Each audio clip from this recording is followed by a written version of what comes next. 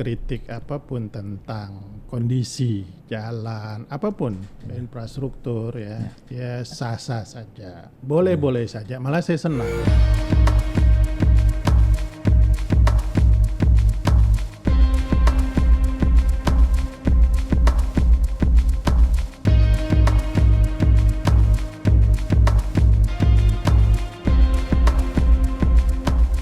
Nah, sebelum kita berbincang soal kondisi mantap jalan mantap di Kalbar, mungkin saya ingin komentar Bapak terhadap pernyataan-pernyataan di dunia maya soal posisi 10 Kalimantan Barat soal jalan rusak. Bagaimana menurut Bapak? Kalau pernyataan-pernyataan apapun, kritik apapun tentang kondisi jalan, apapun infrastruktur ya sah-sah saja, boleh-boleh saja, malah saya senang.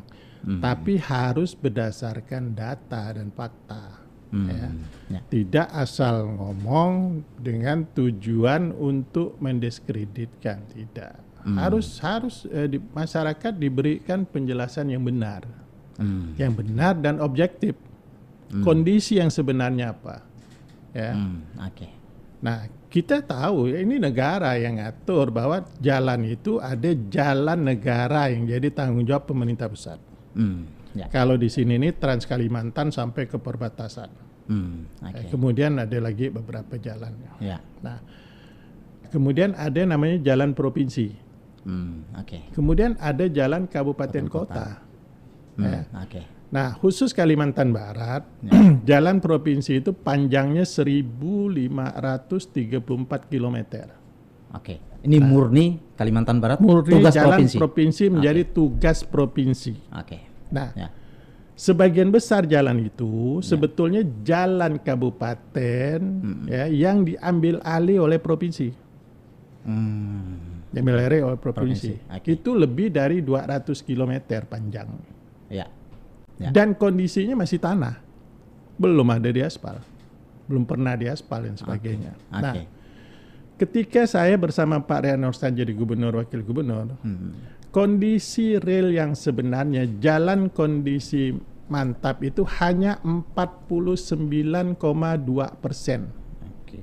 Artinya yang rusak kurang lebih hampir 51%.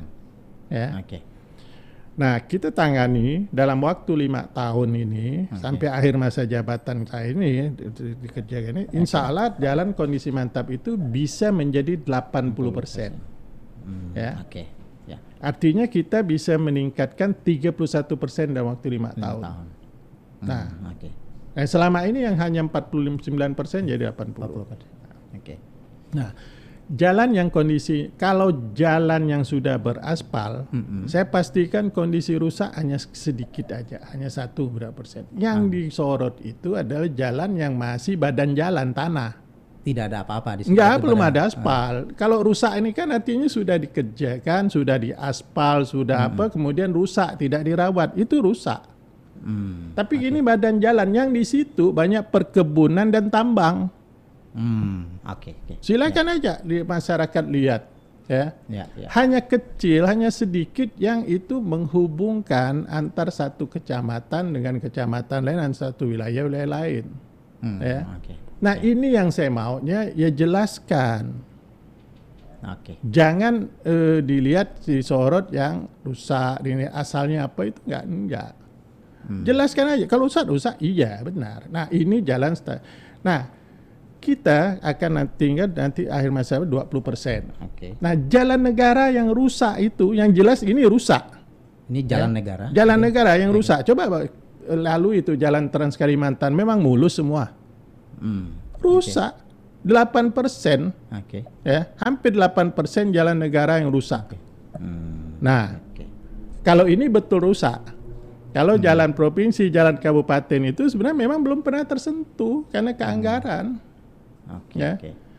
Nah, kita kalau mau buat jalan asal-asalan bisa 6 miliar per kilometer itu bisa. Tapi saya nggak mau itu. Kalau tempat banjir ya tinggikan sampai 0,5 meter. Seperti Semubu itu, kita tinggikan 0,5 meter sehingga 1 kilometer itu biayanya bisa lebih dari 9 miliar. Itu untuk faktor kekuatan jalan maksudnya? Iya, karena selama ini jalan dibuat hanya beban di bawah 8 ton. Nah, sawit itu, truk-truk sawit itu lewat pasti di atas 12 ton. 12 ton, belum lagi ya yang ojol-ojol itu. Belum lagi kalau itu tambang, daerah tambang, mah itu lebih hancur-hancuran lagi. Nah, ini yang harus dijelaskan kepada masyarakat. Ya. Nah, sehingga kalau progres kami 5 tahun ini bisa membuat jalan mantap ya, bukan mantap ini, sampai 31%, itu kan pekerjaan yang harus ini juga. Bukan kita minta diapresiasi, artinya kita sudah kerja gitu. Ya.